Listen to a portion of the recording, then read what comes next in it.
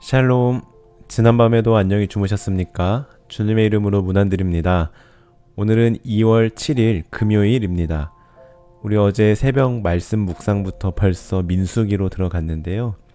이전까지는 레위기에서 늘 무너지곤 했었는데 레위기도 무사히 통과하셨고, 특별히 어제 인구조사와 명단이 기록된 민수기 1장부터 4장까지 말씀도 통독하셨으니 정말 대단하신 겁니다. 정말 잘하고 계십니다. 앞으로도 지금처럼 포기하지 마시고 끝까지 완주하여서 올해는 꼭 성경을 일독하는 우리 모든 성도님들이 되셨으면 좋겠습니다. 그리고 그 일독을 통하여, 말씀을 통하여 하나님의 풍성한 은혜를 경험하는 복된 2025년 되시길 소원합니다. 다시 한번 진심으로 응원드리며 이제 오늘 통독 범위로 넘어가 보도록 하겠습니다. 오늘 성경 통독 범위는 민수기 5장부터 7장까지 말씀인데요. 먼저 민수기 5장은 이때 당시 부정한 사람이라 여겨졌던 나병 환자, 그리고 유출증이 있는 사람과 주검으로 부정하게 된 사람들의 처리 규정에 대해 말씀하고 있고, 더불어 재산 범죄 관련 처리 규정과 간통 처리 규정에 대한 내용도 기록되어 있습니다. 다음으로 민수기 6장은 나실인과 관련된 규정에 대해 기록하고 있고, 이와 함께 그 유명한 제사장의 축복 기도문이 기록되어 있는데요. 제가 여러분을 축복하는 마음으로 이 부분을 읽어 드리겠습니다. 민수기 6장 24절부터 26절까지 말씀입니다. 여호와는 내게 복을 주시고 너를 지키시기를 원하며, 여호와는 그의 얼굴을 내게 비추사 은혜 베푸시기를 원하며, 여호와는 그 얼굴을 내게로 향하여 드사 평강 주시기를 원하노라 할지니라 하라. 아멘. 이 말씀대로 여러분의 삶에 이러한 복이 임하길 간절히 소원합니다. 마지막으로 민수기 7장은 감독자들이 드린 헌물에 대해 말씀하고 있는데요. 이러한 내용을 바탕으로 오늘도 성경 통독을 이어가시길 바라며, 오늘 제가 함께 묵상하고자 하는 말씀은 나실인에 대해 기록하고 있는 민수기 6장 말씀입니다. 나실인에 대해서는 1절부터 21절까지 기록하고 있는데요. 이 시간은 1절부터 8절까지 말씀만 읽도록 하겠습니다. 제가 읽어드리겠습니다. 여호와께서 모세에게 말씀하여 이르시되, 이스라엘 자손에게 전하여 그들에게 이르라. 남자나 여자가 특별한 서원 곧 나실인의 서원을 하고 자기 몸을 구별하여 여호와께 드리려고 하면 포도주와 독주를 멀리하며 포도주로 된 초나 독주로 된 초를 마시지 말며 포도즙도 마시지 말며 생포도나 건포도도 먹지 말지니, 자기 몸을 구별하는 모든 날 동안에는 포도나무 솟아는 씨나 껍질이라도 먹지 말지며, 그 서원을 하고 구별하는 모든 날 동안은 삭도를 절대로 그의 머리에 대지 말 것이라. 자기 몸을 구별하여 여호와께 드리는 날이 차기까지 그는 거룩한즉 그의 머리털을 길게 자라게 할 것이며, 자기의 몸을 구별하여 여호와께 드리는 모든 날 동안은 시체를 가까이 하지 말 것이요. 그의 부모 형제 자매가 죽은 때라도 그로 말미암아 몸을 더럽히지 말 것이니, 이는 자기의 몸을 구별하여 하나님께 드리는 표가 그의 머리에 있음이라. 자기의 몸을 구별하는 모든 날 동안 그는 여호와께 거룩한 자니라. 아멘. 먼저 나실인에 대해 몇 가지 살펴보도록 하겠습니다. 나실인은 구별된 사람이라는 뜻으로 평생 또는 일정 기간 동안 오직 하나님을 위해 힘쓰며 헌신하겠다고 서원한 자들로, 성경에서 나실인은 일반 백성 가운데서 가장 헌신된 사람으로 여겨졌는데요. 성경에 나오는 대표적인 인물로는 삼손, 사무엘, 세례 요한 등이 있습니다. 그리고 이 나실인이 되기 위해서는 세 가지 사항을 지켜야만 했는데요. 첫 번째로는 포도주와 독주를 먹지 않는 것이고, 두 번째로는 삭도를 머리에 대지 않는 것이며, 마지막 세 번째는 그때 당시 부정한 것으로 여겨졌던 시체를 가까이에서는 안 되었습니다. 심지어는 자기의 부모나 형제가 죽은 때라도 이것을 지켜야만 했는데요. 그런데 여러분 생각해 보십시오. 우리가 생각했을 때 나실인, 즉 구별된 사람들, 하나님께 헌신하는 사람들이라 하면 이러한 조건들 말고 예배는 절대로 빠지지 않으며 기도는 하루에 몇 시간 이상 하고 헌금도 철저하게 해야 하며 등등 더 중요해 보이는 조건이 많은 것 같은데 왜 그 많고 많은 조건들 중에 포도주를 마시지 않는 것과 머리에 칼을 대지 않는 것과 시체를 가까이 하지 않는 것이어야만 했을까요? 좀 이해가 안 되지 않습니까? 이에 대해서 역시 학자들마다 견해의 차이는 있지만 가장 보편적인 해석을 소개해드리면 먼저 포도주는 이때 당시 향락과 무절제의 대명사로 여겨졌기 때문에 이것은 곧 오직 하나님만이 나의 유일한 기쁨입니다 라는 의미가 담겨 있다라는 해석입니다. 다음으로 삭도를 머리에 대지 않는 것과 관련해서는 머리는 그 사람을 지배하는 어떤 절대적 권위를 상징하는 것으로 유대인들은 머리를 힘과 능력으로 여겼습니다. 따라서 우리 삼손 이야기를 잘 아시겠지만 머리가 자라면 힘도 자라고 머리가 짧아지면 그 힘도 쇠약해진다고 여겼었습니다. 그렇기 때문에 이것은 나실인의 모든 힘과 능력을 바로 나를 주관하시는 하나님께 바쳐야 함을 의미한다는 해석입니다. 마지막으로 시체를 가까이 하지 않는 것과 관련하여서는 이때 당시 시체는 죄악의 치명적인 결과로 생겨난 것으로 여겨졌기 때문에 죄악과 부패로부터 멀리한다라는 의미로 여겨졌습니다. 그래서 시체를 가까이 하지 않는 것이 나실인의 중요한 세 가지 조건 중 하나로 들어가게 된 것이라는 해석입니다.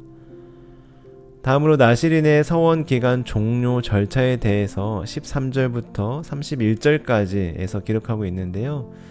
서원 기간이 끝난 나실인은 지정된 의식 절차를 통해서 그 서원과 의무 조항에서 자유로워질 수 있었습니다. 그리고 이때 나실인은 번제와 화목제와 소제 및 속죄제를 하나님께 드려야 했는데요. 이것은 곧 자신의 헌신 기간 동안 부지불식간에 지은 죄를 해결받고 또 온전한 봉사를 가능하게 했던 은혜에 감사하며 앞으로 남은 생애 동안도 하나님과 평화로운 관계를 이루어 가겠다는 다짐의 의미가 담겨 있습니다. 여기까지 해서 나실인에 대해서 간략하게 설명해 드렸는데요. 그렇다면 여러분은 나실인 하면 어떤 것이 떠오르십니까? 저는 나실인에 대한 말씀을 묵상하면서 앞서 설명드린 것처럼 나실인의 뜻 그 자체라고도 할 수 있는 헌신이라는 단어가 계속 맴돌았는데요. 여러분, 헌신이 무엇입니까? 우리 신앙생활을 오래 하신 분들, 이렇게 매일 새벽 묵상을 들으시며 성경 통독을 하시는 분들이라면 헌신이라는 단어를 참 많이 들어보셨을 겁니다. 특히 한국에서는 헌신 예배가 참 많이 있는데요. 구역 헌신 예배, 여전도회 헌신 예배, 위원회 헌신 예배, 항존 직분자 헌신 예배, 남선교회 헌신 예배 등등 참 많이 있습니다. 그런데 안타까운 것은 이런 헌신 예배가 남발되다 보니 헌신에 대해서 생각하고 헌신이 무엇인지에 대해 깊이 고민해보고 드리는 예배보다는 마치 인원 동원을 위한 예배, 행사를 위한 예배 정도로 여기어 이 예배 때는 평신도가 사회를 보고 특송하는 조금 특별한 예배 정도로만 여겨질 때가 많다라는 것입니다. 그래서 분명 헌신 예배를 드렸는데 내가 하나님께 어떤 헌신을 다짐했는지에 대해서는 잊어버리고 내가 헌신 예배 때 불렀던 특송, 찬양만 남게 되는 경우가 발생하는데요. 다시 한번 질문 드리겠습니다. 여러분, 헌신이란 무엇일까요? 헌신은 말 그대로 내 삶을 하나님께 온전히 드린다라는 뜻입니다. 이것은 단순히 어떤 약속이나 의무 수행을 위한 것이 아니라 하나님과의 깊은 관계 속에서 나를 드리는 것입니다. 다시 말해 포도주를 안 먹는 것, 머리를 안 자르는 것, 부정한 것을 멀리하는 것, 그 행위 자체가 헌신이 아닙니다. 그러한 행위를 통하여 내가 나의 모든 것을 하나님께 온전히 내어드린다는 믿음의 고백이 담겨 있는 것이죠. 그렇기 때문에 이 헌신에 있어서 가장 중요한 것은 바로 자발적이 되어야 한다는 것입니다. 헌신은 하나님께 자발적으로 드리는 것이지 억지로 하는 것이 아닙니다.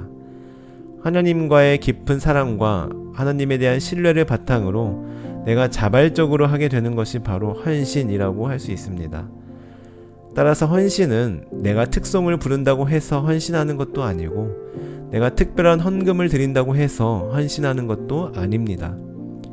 특송의 그 가사를 통하여 헌신을 다짐하고 이 계기를 통하여 다시금 내가 주님께로 돌이켜 나의 삶을 주님께 드리기로 결단할 때 그것이 진정한 헌신 예배가 될 수 있는 것이죠. 그렇기 때문에 헌신은 꼭 헌신 예배를 드려야만 할 수 있는 것은 아닙니다. 예전에 섬기던 교회에서 실제로 있었던 이야기인데요. 어떤 한 권사님이 계셨습니다. 참 유머러스하신 권사님이셨는데요. 어느 날 목사님께서 권사님께 어떤 봉사직을 권면하시면서 권사님께서 헌신하셨으면 좋겠습니다 라고 말씀드렸더니 권사님께서 하시는 말씀이 목사님 저희 구역 아직 헌신 예배 안 드렸어요 라고 대답하시면서 웃으시는 겁니다. 물론 권사님의 진심이 아니라 말 그대로 유머로 말씀하신 거고 결국 그 봉사직을 맡으셨고 헌신하신 권사님이셨는데요. 여러분 다시 말씀드리지만 헌신은 헌신 예배를 드려야지만 헌신할 수 있는 자격이 주어진다거나 그런 것은 아닙니다. 자발적으로 하나님께서 그러한 마음과 감동을 주실 때 스스로 나를 하나님께 드리기로 자발적으로 작정하고 결단하는 것이 헌신입니다. 그렇기 때문에 이 헌신은 아무나 할 수 있는 것은 아닙니다. 오늘 나시린처럼 말이죠. 그러나 그렇다고 해서 헌신은 나시린만 할 수 있는 것도 아닙니다. 다시 말해 헌신하려면 무조건 나시린이 되어야 한다는 것은 아니라는 겁니다. 우리는 나시린은 아니지만 여러분도 저도 헌신할 수 있고 헌신 다짐할 수 있습니다. 또한 우리가 헌신이라는 단어를 생각할 때 오해해서는 안 될 것은 헌신은 꼭 교회의 힘든 일을 도맡아 하는 것이 헌신이 아니라는 것입니다. 제가 계속 반복해서 강조해서 말씀드리지만 헌신은 나 자신을 하나님께 드리는 것입니다. 나 자신을 하나님께 드리는 것 자체가 헌신이지 일하는 것만이 헌신이 아닙니다.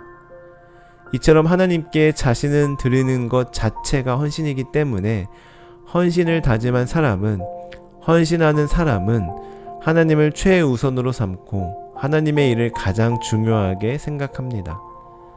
그렇기 때문에 헌신은 다양한 형태로 나타나게 됩니다. 예배를 통해 헌신이 나타나기도 하고요. 순종을 통해서 그리고 사랑과 섬김을 통해서 헌신이 나타나기도 합니다.